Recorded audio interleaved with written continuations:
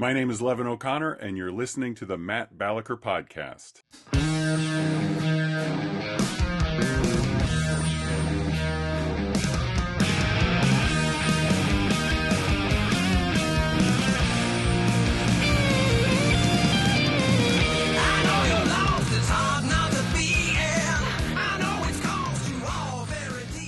Good day, fine people out there. Thank you for tuning into the Matt Balaker Podcast. If you want to earn extra brownie points, please hit like, subscribe, and encourage your friends and casual acquaintances to do the same thing. You guys are in for a treat today because today's guest is a pro at yes anding. He has more Montana street cred than John Dutton, and he helped create the last best comedy enterprise. Please welcome Levin O'Conner to the program. How you doing, Levin? I'm great, Matt. How are you? I'm I'd love to think I have more street cred up here than Dutton, considering everyone grumbles around here that show is ruining our town. I would imagine. I mean, one, it's cool you have more street cred than a fictitious character, right? As standards go, it's not a super high bar 11, but he has good name recognition, so it's not bad. Yeah, and I want to get into more your background, but I spent some time in Montana. The beginning of this year, okay. Loved it. Where'd you go?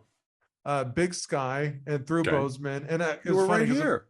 Yeah, I know. It was meaning to. I was with the wife and kids. I would love to hang out with you, but next time. Yes. And I remember 10 years ago, my cousin got married in Bozeman, and everyone gets married in Bozeman.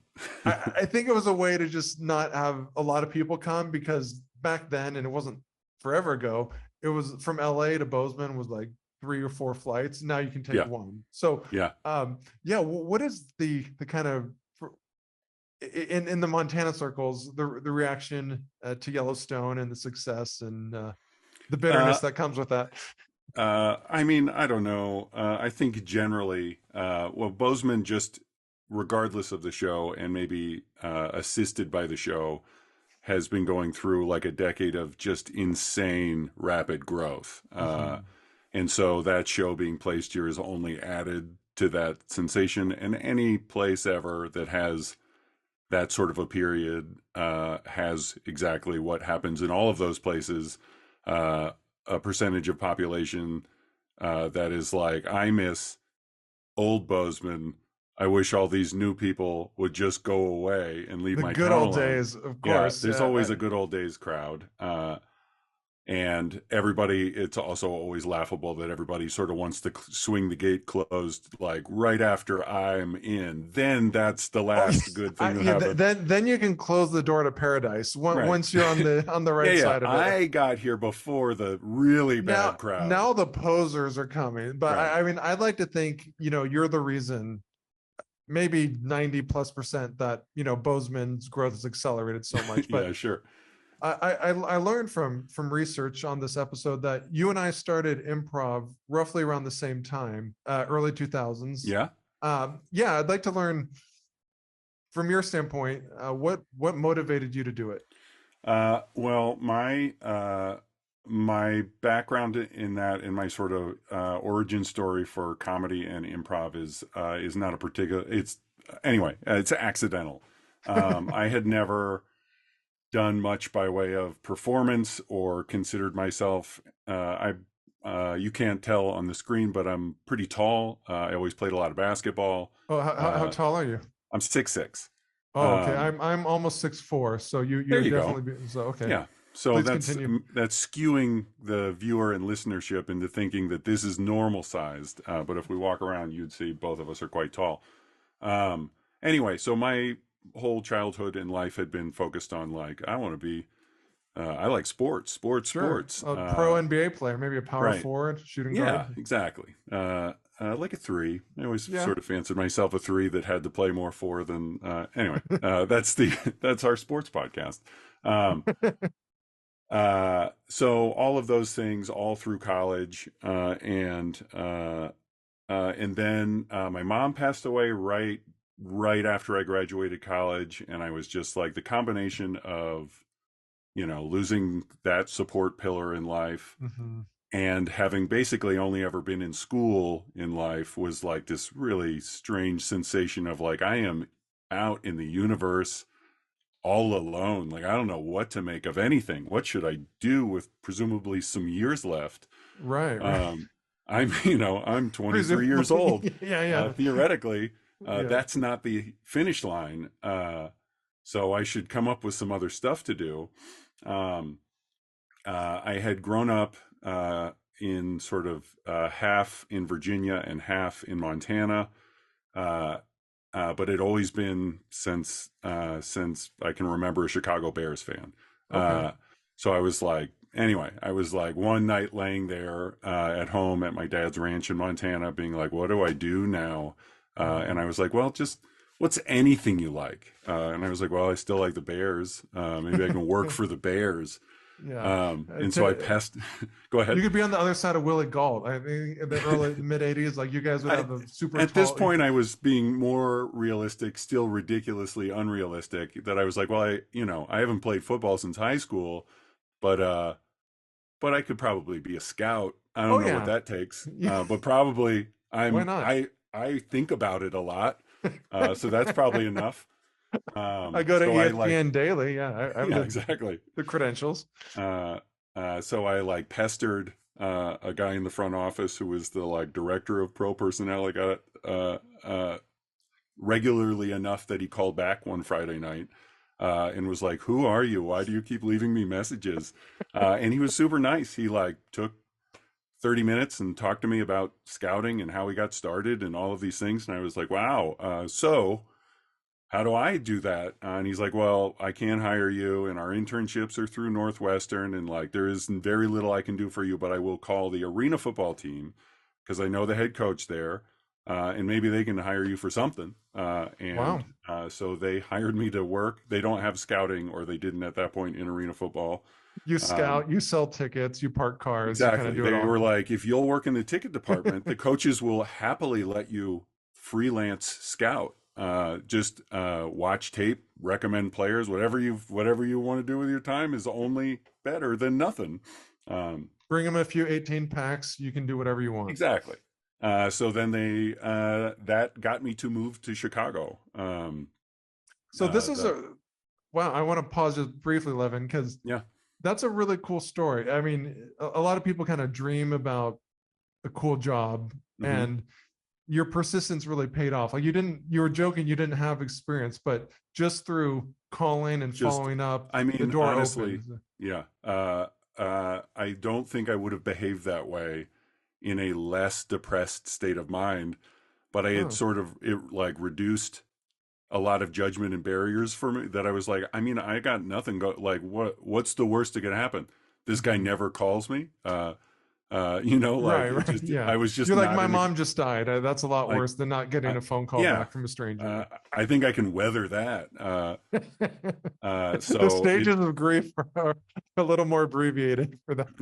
yeah. So anyway, it just sort of put me in a different sort of headspace for decision making that was so non-precious about like, all the judgment things that we all do about why, well, I'd love to be a scout for the Bears, but and then all the totally reasonable reasons you can't have that job. Uh, but when you just don't really care about those and you're like, well, I'm going to try and get where I'm going to aim for a thing and just start walking. Mhm. Um, it didn't lead me there, but it did lead me somewhere interesting. Uh, so I ended up moving to Chicago. One of the two friends that I knew who lived there, who I think was also aware that, like, oh no, I'm about to inherit a sad version of my friend and I can't be his only support, uh, had seen an improv show at Improv Olympic, or IO eventually. It changed its name to, and was like, you've always been pretty funny, and they have classes. Maybe you should do this thing. And same sort of low barrier mindset. I was like, oh, okay. Somebody told me to do something. Uh, and I registered for a class without having really ever seen, not just full zero. I'd never seen any improv or had any real idea other than my college had like a short form team that I'd seen play. So Um, you didn't have any improv experience, but in high school or college, did you do any theater work or any sort of performing arts? A little bit. At the end of college, I had a friend who was like my RA my freshman year, and he started a like on-campus sketch comedy show, and the same sort of thing. He was like, "Well, we like to sit, we'll watch like Conan or something, and make each other laugh while watching it. You Hmm. should write sketches with me." And I was like, "I don't know what that is, but I've watched Saturday Night Live my whole life. I guess I'm trained." Right. Um, as much as anybody else around here is. Sure. It's either the Harvard Lampoon or you watch a bunch of sketches. Right. So I did two sketch shows right at the end of being in college and was like so petrified of being on stage and speaking Mhm. in front of people that I was like, yeah, that's not me. Um, So but you're petrified being on stage, and then fast forward a little bit, you're at Improv Olympic. What? right. Yeah, exactly. Then what? So I like, the day I'm in Chicago, I know nobody. I know that this Tuesday night I am registered for Improv 1 at Improv Olympic. And I walked there and I sat down and like everybody's filling in the classroom and they're all talking knowledgeably, seemingly about what we're about to do. And I was like, yep, nope, I'm not one of these people. And I got up and left. And I walked halfway home and it was cold. This is January in Chicago. And I was like, it's cold. I've paid $250. Uh, I'm not going to probably get that money back. I need to go take this stupid class. Right. So I turned back around and went in and sat down and was like, nope, I'm going to leave again. And as I was about to, the teacher came and was like, everybody on stage. And I just didn't get a chance to get out. Um, uh, so the class started. And, if you have taken an Mhm. Improv 1 class, those are designed to take care of you in the very beginning and make sure that like, oh yeah, I can say my name and make a shape. Right. That's okay. I have that much credential. So far, so good. Um, and Uh, very little of it is about like you get up there by yourself and be funny. right. Which In fact, I'm glad you brought that up, Levin, because a lot of people who kind of dream about being on SNL or some TV show come in with ideas, and that's like the antithesis of good right, improv. So, yeah. what were If some any, of the principles that you learned at IO? sure. I mean, I'm very much a like as time go flashes forward and I think about improv for the next 20 years of my life and teach it and perform it and all of those things that like I'm very much traditionalist in the ideas that like really the things that make it work are quite simple. They're hard to do, but they're simple to understand. Mhm. And that is, listening at an incredibly high level that we aren't generally rewarded for or not rewarded for but accustomed to doing in our day-to-day life. We do a lot of kind of waiting to talk in life but not so Mhm. much active awareness listening.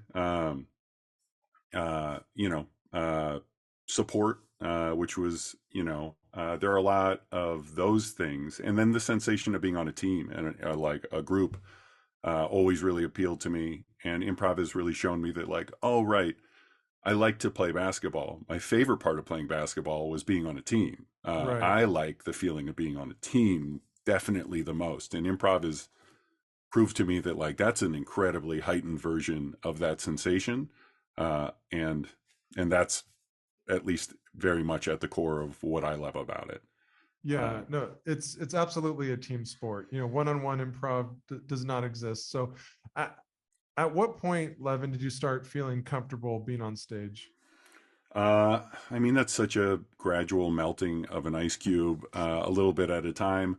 I, after that first class, had a sense of like, or maybe not the first class, but maybe the first level, somewhere in there very quickly that I was like, oh, I don't know everything about what we're doing, but I do know that this is kind of what I've been doing my whole life with my friends anyway. I'm nervous on stage, but if I could find a way to be more myself, I think I could do some of this stuff. Hmm. If I could just get over the fear part of it, the rest of it, which is just like, you know, you're listening and digging around with making each other laugh. Is like, oh yeah, that's why I've gotten in trouble in school all the time. I love that. Um, so that part of it seemed like at least like a pretty good toehold in like there is a part of my personality that is getting blocked from stage fear, but it is in there. I know that about me. They don't know that about me yet. Um, but that was a part of it. And then I got put out of those classes on a team of incredible people, and many of them had been in those classes with me. We're still all, essentially family at this point. Some of them have gone on to SNL and all sorts of other things, but at the time, it was just a like if these people are hilarious and brilliant, and if I'm being associated with them, then like that gives me the confidence that potentially I'm not terrible. Right. You're hilarious and brilliant adjacent at the very Yeah, least. at the If very not hilarious and least, I'm brilliant not yourself. so bad that I'm standing out in the wrong way here. Well, it's like you can be, like the John Stockton, or Right. you And you can earn a career through assist. 100%. I felt, especially early on, very much that like, well, the team is really talented, and I just have to figure out what my role is, which is to like find patterns in our long form show, to connect it and give it that tissue, to edit things, to like do all the little support stuff that like I think I can help the show that way. I'm probably not going to be as funny as these other people, so So I've got to fit in like that. you get it, you get in where you fit in, or you fit in where Yeah, you get in. I'm not uh, sure which yeah, was first, but so it sounds like you accelerated, to a point where you're performing it out beyond the classroom setting. yep. Is that correct? So at what point did you realize, oh, I'm a performer? Uh, well, in Chicago, also, at least at that point, I can't speak to what's going on anymore. But at that point, there are so many other little sort of theaters and things. I mean, big ones too. Second City's there, and I Right. was taking those classes then simultaneously too. And there was a theater called the Playground that was like it sounds. It gave you sort of earlier performance opportunities than the bigger places might. So I auditioned and got to be on what they called an incubator team there by the time I was in level 2 at IO. So really just like 3 months into learning anything about improv, and that gave me a like twice a month show, and like all these things. And then Chicago at that point was full of bars that will let you do improv in front of people, and so me and some friends would start doing those, and just like try and just for me it felt very much about like, great, let's fill up my schedule with this thing that makes me feel better than when I'm not doing it. Right. So that created a kind of compulsion to like, my happiest night of the week is Tuesday when I'm in class and then hanging out watching shows after class with my classmates. How do I make Tuesday also Wednesday, Thursday, Friday, and Saturday? Like, how do I build as many nights into that as I can? It's so funny. I started in the early 2000s at the Groundlings, Cool. and then in Los Angeles, and then Hmm. Acme was a competing theater, and but similar stories, because I was a college student, and then I was looking for like quote unquote real work, but I wanted to make sure I did something that I could be done by 7 and in the Hollywood area, because I wanted more of Right. those nights. So I took a job that was in Hollywood, which ended up being really fun anyway. But a big factor was, all right, am I going to be able to make it Right. to to Melrose at Yeah. 7 like that meant a lot. Yeah. And that actually was the metric in my eventual move to LA from Chicago. Okay. Was I was still working for the Chicago Rush in their front office during the day, And and this is then the arena football team. arena football team, and then being like, I gotta beat traffic, get back, like my real life starts in 2 hours, and I gotta eat dinner and get there in time, Sure. and that is a very late night life, and arena was a very early morning start, and it was not Bad, a dangerous indefinitely combination. sustainable. No, not sustainable. So you pick up and venture westward? What motivated that move? Exactly that. That I was at that point performing a lot in Chicago and really enjoying it. And I was like, well, while I was in Chicago, what else is kind of related to it that might afford me to not have to work this day job? And so I started to do some voiceover, and I started to audition for some things, and that was interesting and terrifying. But it seemed like, I booked a couple of things that way, and that felt like, well, my older brother was living in Los Angeles at that point, and I was like, well, there's a lot more of Mhm. this sort of work there. And my brother lives there, and there is improv there. Mhm. So it seemed like a progression I should try. Um, And uh, what year was this, Levin? I moved to LA in 2005. Okay, so we're overlapping. Um, what was what were your expectations of Los Angeles, and then what was the Sure. reality? I mean, uh, mostly everyone not in LA talks so poorly about LA that I had pretty low expectations, though I had visited my brother uh, a few times and I really enjoyed it, but Mhm. sort of in a secret of like, I probably shouldn't tell people I like LA. Everyone seems to hate it. Um, and then when I got there, I feel like if not for improv, I might also have felt like everybody else does. Mhm. It felt like that was the only reason I was able to quickly connect with a community and like-minded people and feel like it's really necessary there to feel like you are in creative pursuit and not waiting for someone to give you permission to once a year say some words in a commercial or whatever. Right. But to like feel like you are really working, and improv definitely gave that space, that like a weekly rehearsal and a weekly show or teaching, or as all those things start to stack up, uh, the sensation that I'm like really growing and developing something. I don't know where it's going to get to apply yet, but at least like skills You're are developing the fundamentals. exactly. Um, So uh, go yeah. ahead. So you move to LA, you're developing your skills, you're kind of finding your improv family. hmm What theaters or what departments, like, what was your kind of first, Well, you I know, was at IO in Chicago, so the easiest fit there, and I knew a couple of people who had, at that point, just a couple of people who had kind of walked across the bridge from IO Chicago to IO West. okay. Um, and so I knew that that would be my easiest point of entry. And IO West, unlike Chicago at that point, had I don't know, 3 times a year they had an audition to get on a team. Oh wow. And having graduated Chicago meant I didn't have to start the training center over again. I could just go to the audition. Mhm. Um, so the first, audition aligned 2 days after my road trip from Chicago to LA. So I unloaded my car and was like, oh my God, I got to go see if I can make a team. Yeah. And I got put on a team with Annie, who is now my wife, and that had its own long weird journey.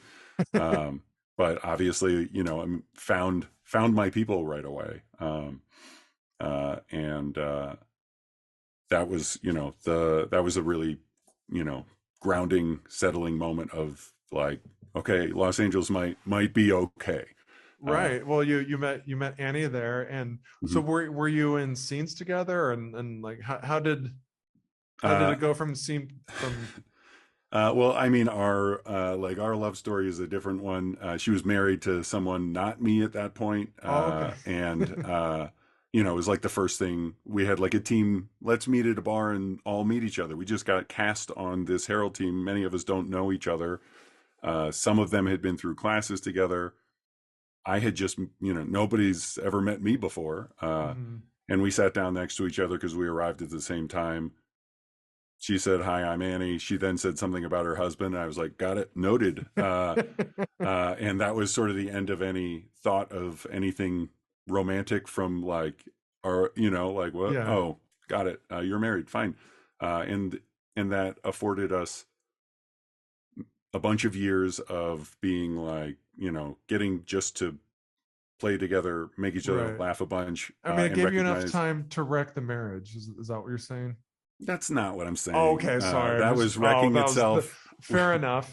I had nothing to do with that part of it. I just, Uh, it was going where it was going, but it did buy us this like time to just know each other as sort of kindred spirits in Mhm. performance, and that was awesome.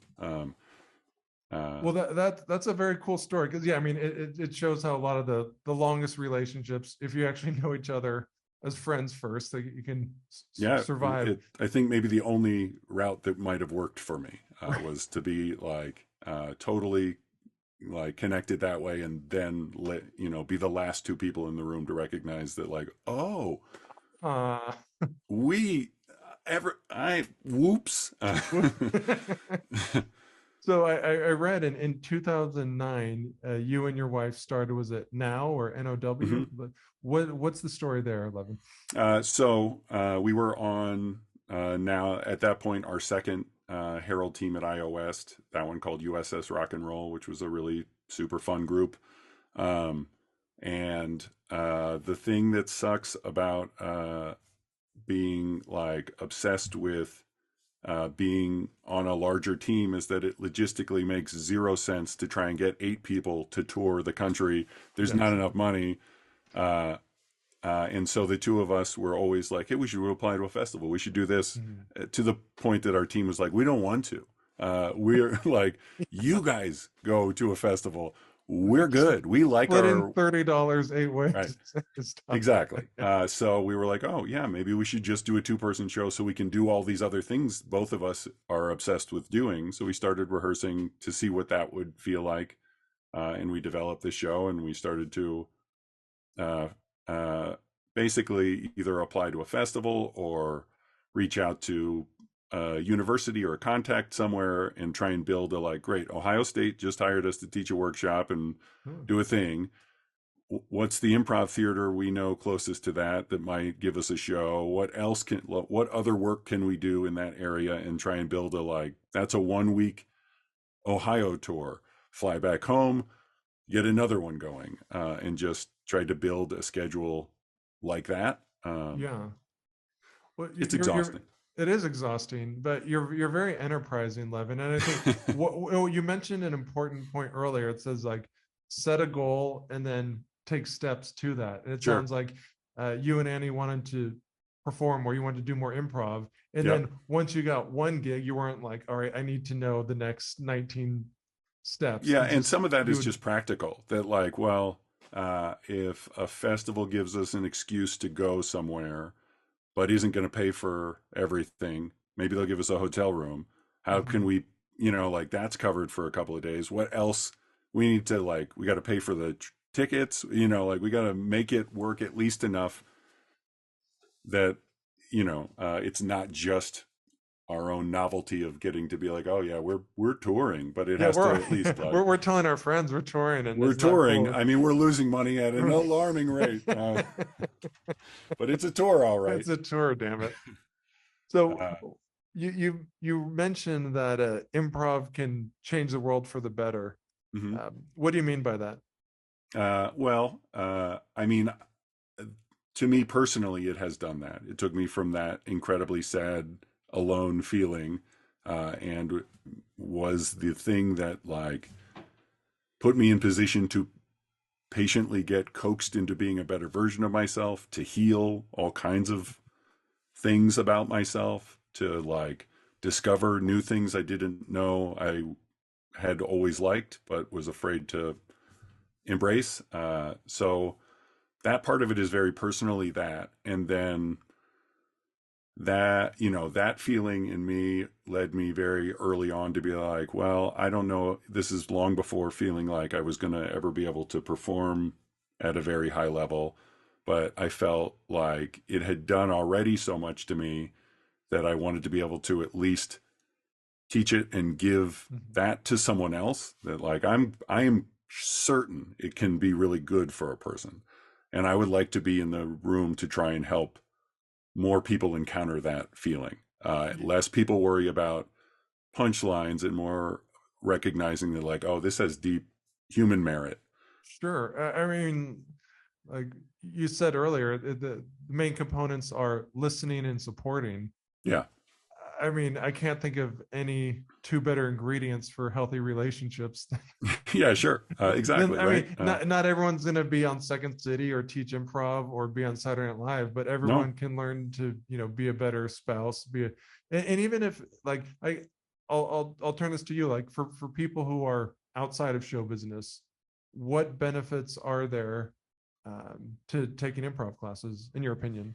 I mean, uh, they're all, everything about improv is so human that there are so many, I have little kids. It's like we're all improvising all the time anyway, We don't have a script. Exactly. That, like, it's kind of ludicrous that it's that hard to sell to people to understand it in a way that, like, your whole life is an act of improvisation. So a class that promises to help you improve how you improvise is a class that is about helping you learn how to more efficiently and effectively navigate the things you like in your life or the things you don't like in your life. We teach class, I'm in Bozeman, Montana. People don't move to Bozeman to be a Hollywood, to be a star. So most of the people in our classes are curious and have little to no performance background, and some of them have seen a show and want to know how that works, and some of them are just trying to do something new, trying to find their community within this town of people that they haven't been able to find, they haven't been able to connect. Yeah, I think it's a great community builder. I mean, like you, I probably wasn't as good, but I played basketball, was nothing amazing. But Me either. after college, it's like you kind of miss that team atmosphere. Yeah. And as a young adult, or even any age adult, this is a chance to build camaraderie. Yeah. And I think that's missing in so many people.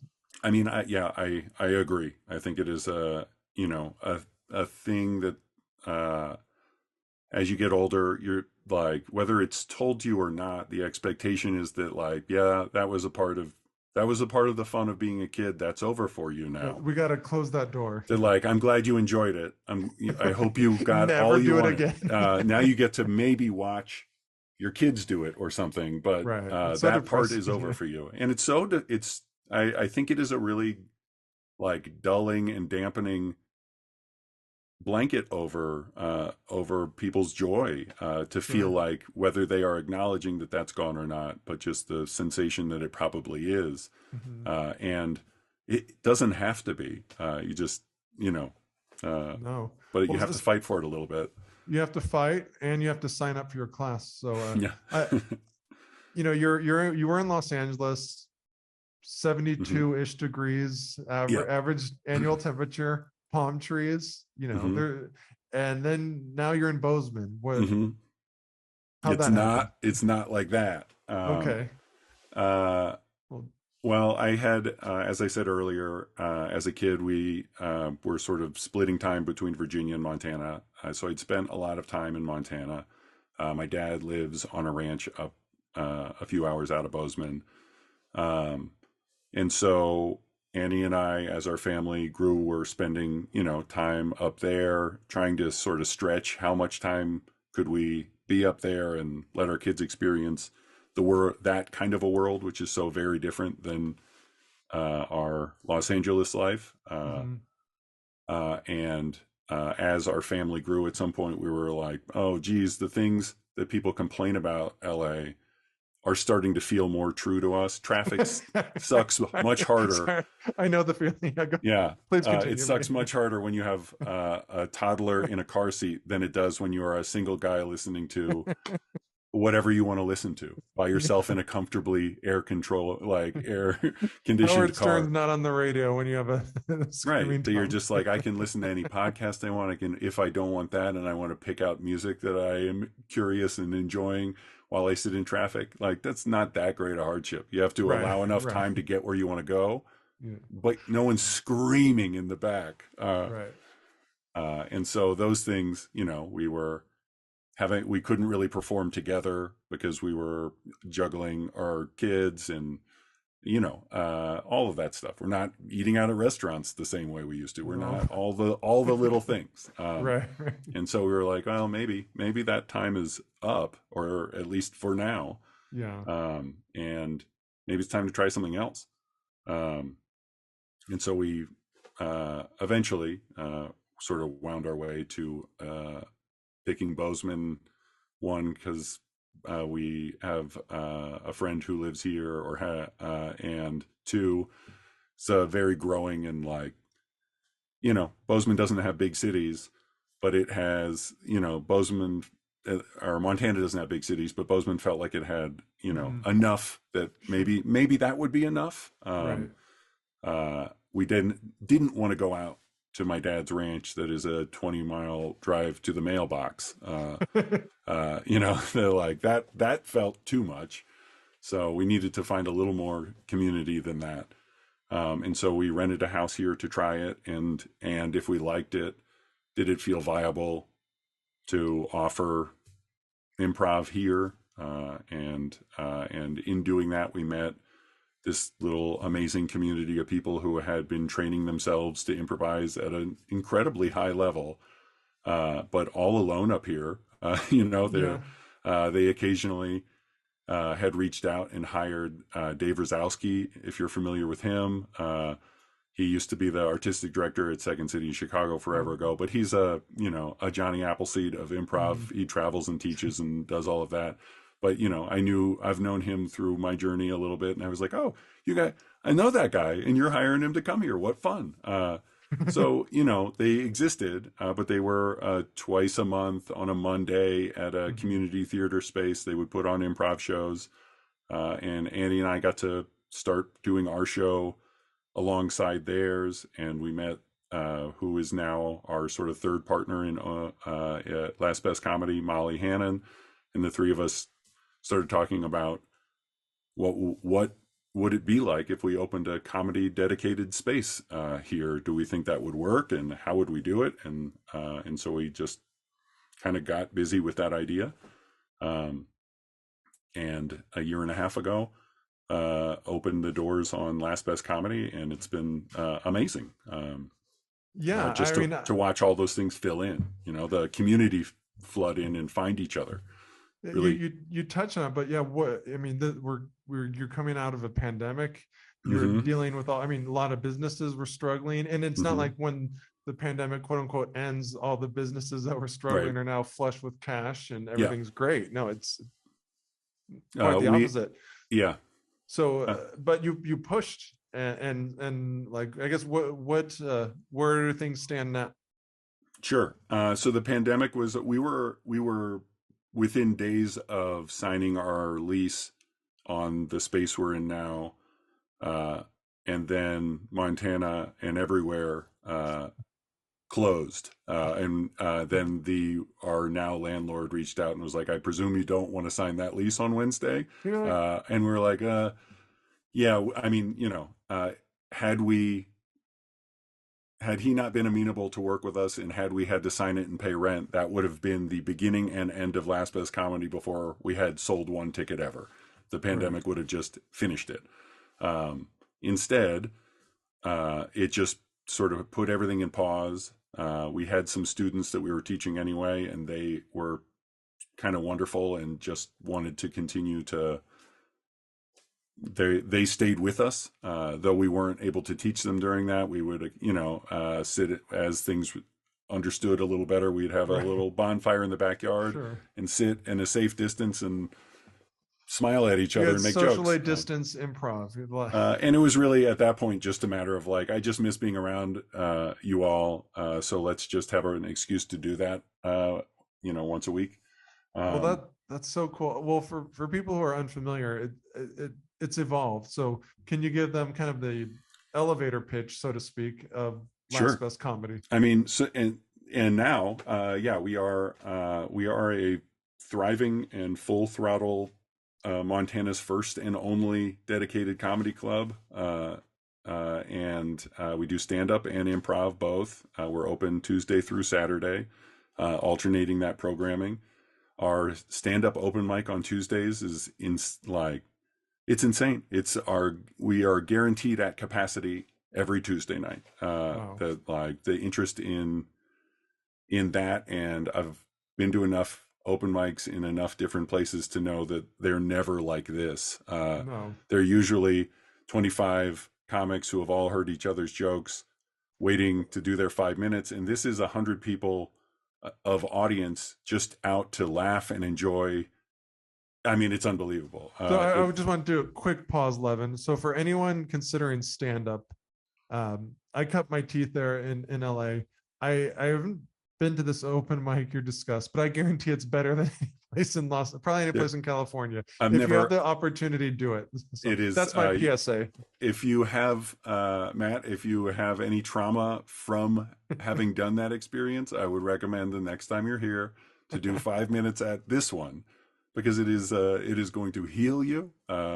It's unbelievable. It's so like warm and supportive and excited and buoyant and like all the things open mics often aren't. Oh yeah, and well, I like that you have an open mic, but I mean, I learned of you through a mutual friend, Eric Escobar, and like some of the I guess more professional comics that are Mhm. coming through there, and I think it's really cool what you're doing. Is it's like sort of a farm system. You know, Yeah, maybe your scouting days are paying off because, uh, you know, a lot of the people at open mics are never going to perform at the quote unquote paid ones, but there might be a handful that do, and there might be right. the next generation of Yeah, Chris Rock, or who knows, you know, fill in your yeah. favorite comedian. They all got to start somewhere, and it just builds a community. And I just want to commend you for building that community. Sure. It's amazing. It has that part of it has been easily the most rewarding. The feeling of like the amount of effort it takes to make a comedy club actually just stay open is a lot, turns out. um, and if not for the sensation of like being a space, like we're just holding space for this community of people that otherwise might not have a place to be together, Yeah. uh, and and for laughter to happen in a time that there's not quite as much as we need going around. Yeah, And I think you can always have more laughter. Absolutely, in best of times, we could have more. And these have been challenging years. So Well, that part's been awesome. I'm happy to hear that's been so awesome, and you've been such a godsend to the comedy community, and I'm I like to think here. so. I mean, I say that because you told me when we met. You're Yeah, like, I've been thank a you. Thank you for godsend. working that in. Yeah. So it's like I understand. No, what I guess when it comes to stuff you've done professionally, what are you most proud of? Oh, I mean, I think this. I don't know, but really, it's anytime any amount of that thing that happened to me gets to happen for somebody else, because I'm now tenacious about continuing to keep improv moving. That's really the thing. I love to be in a classroom when a student recognizes that, like, oh, this is really something. I love to be at a show when someone's never seen it before and they have the same kind of feeling that I remember having of like, I don't know what that was, but it feels really good. I don't know what I just watched, but I definitely need to watch more of it. So it's really that is what is most exciting still. It's the reason to keep for me to keep to keep it. To keep on keeping on. Yeah. Well, this has been a lot of fun. I like to ask a lot of guests this. And what are you most optimistic about, Levin? Oof, optimism. I mean, uh, I mean, I think I hate to give sort of the same answer again, but it is that same thing that, so Bozeman, and Montana politically is a very like, at best purple, kind of a place but Bozeman is a weird town that way for being a real split of blue and red altogether. And so, anytime, and it happens nightly down there, both parts of town are coming down to see a show, to laugh at and whatever, and sit sort of shoulder to shoulder for a second and recognize that, like, oh yeah, we all like a lot of the same stuff actually. We're being told we don't, but you know, we wouldn't be in a room together but for something weird like this. And it turns out it's a really unifying kind of a moment. So that's my source of optimism, is watching people encounter each other and that go well. and get along and have fun and, yeah, and put your differences and understand that your differences are a very small part of our lives. Right. Yeah. That, like, that's not everything, yeah. Anyway, so that's optimism. Well, wow. I told myself I wouldn't cry, but that was so, no, I mean, I that hits home a lot. So thank you so much. So, for people out there who want to support you, they want to support Last Best Comedy. There are hundreds of millions of viewers. Where can we direct them? lastbestcomedy.com, or on any social media at Last Best Comedy. All those platforms, I think we have that handle everywhere. That would be a start to any information about it. We are undertaking as we continue to expand, we're doing corporate training and all of that wing of things as well. Annie is starting to teach improv in schools tomorrow. So all of that information kind of comes through those channels at this point. So if you're curious about what we're doing up here, or find yourself around Montana and want to laugh at something, that would be my recommendation. He's happy to have you laugh at Last Best Comedy. Levin O'Conner, thank you so much for joining us today. Really appreciate it. Thanks a lot, Matt. Thank you for listening to this episode of the Matt Balaker Podcast. To learn more, please check out mattbalaker.com and encourage your friends to like, subscribe, and share. Really appreciate it.